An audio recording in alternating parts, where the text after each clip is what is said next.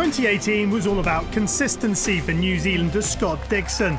Just 3 wins during the season was still enough to claim his 5th IndyCar Championship.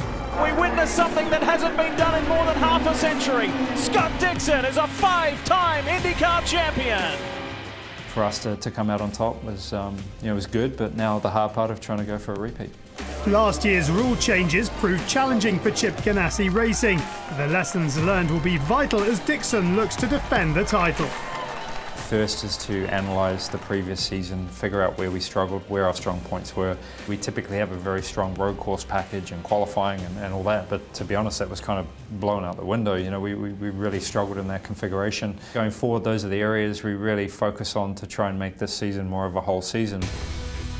Andretti Autosport and the boys from Penske kept the pressure on Dixon throughout the season, with Alexander Rossi getting his best championship finish in 2nd place. If you look at 2018 and you compare Scott and I, same amount of wins, I think I had more podiums. He just had less extreme bad days. I mean, I wouldn't even say that we had any really bad days because we finished every race. We were one of the few cars to do that, but you know, when I would have a 12th, he'd have a 5th. And that's the thing about him that makes him a 5-time champion. I think the fact that we were championship contenders the whole year at the midway point, we were P2 just behind Scott Dixon, and all for a few DNFs, we would be right there at the end. So I think the whole team really rides on that high. The last race of the year, we went from pole to winning the race, dominating the whole race. So we're riding on a bit of momentum, I think, coming through the off-season into St. Pete. So we're ready to go. We're expecting to be strong out of the box, and we'll take the lessons that we learned last year and apply them and be better and stronger this year. Circuit of the Americas in Texas makes its IndyCar debut this season, so hosted the spring test after the winter break. In the off-season, I usually try to take a week or 2 off of everything.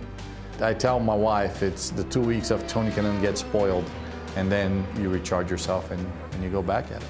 I feel somewhat lost without a race car to be racing every weekend, so I'm just super psyched to get back to working with the team. Psyched to be here at COTA. I've never been on the racetrack. I've watched it, seen it at F1 races. It's like, wow, what a beautiful place right here in our backyard. I've never even driven on it. Testing is kind of being cut back in a lot of different ways, but for us when we go testing, it's, okay, here are the big ticket items we need to get through. Let's make sure that we get them done so we've got some data to go look through when we get back to the shop and really try to make some educated decisions on how we show up to each track moving forward. I think we found a couple things that are really going to help out, really kind of open our setup window. Last year, with the car we were running, we had very little adjustability, and that was tough. We sort of backed ourselves into a bit of a corner. This year, I think we're going to have a lot more freedom to try more things on a race weekend, and hopefully that just ends up in pace and results.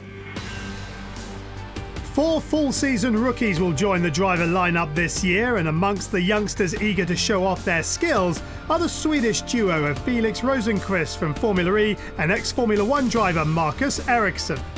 One of the big things with IndyCar is that the fact that everyone can, you can do well here, and it's of course you need to have a good car and a good team behind you, but it's a one-spec series, so everyone have the chance every weekend to do well. That's something I'm really excited about, and something that I've been missing when I've been in Formula 1, where it's more about what team you're in. I know Alex and Max quite well from our years together in Formula 1 and other series in Europe, so yeah, it would be fun to race against them again. Alex came over here and he's won the 500 and other races, so it shows that you can really come over and do well.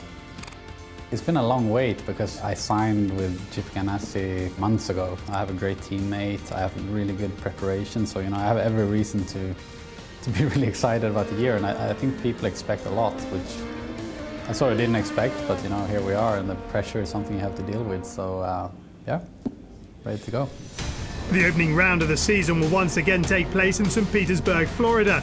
While for reigning champion Scott Dixon, the street circuit has always proved challenging, French Floridian Sebastien Bourdais feels right at home in his local race.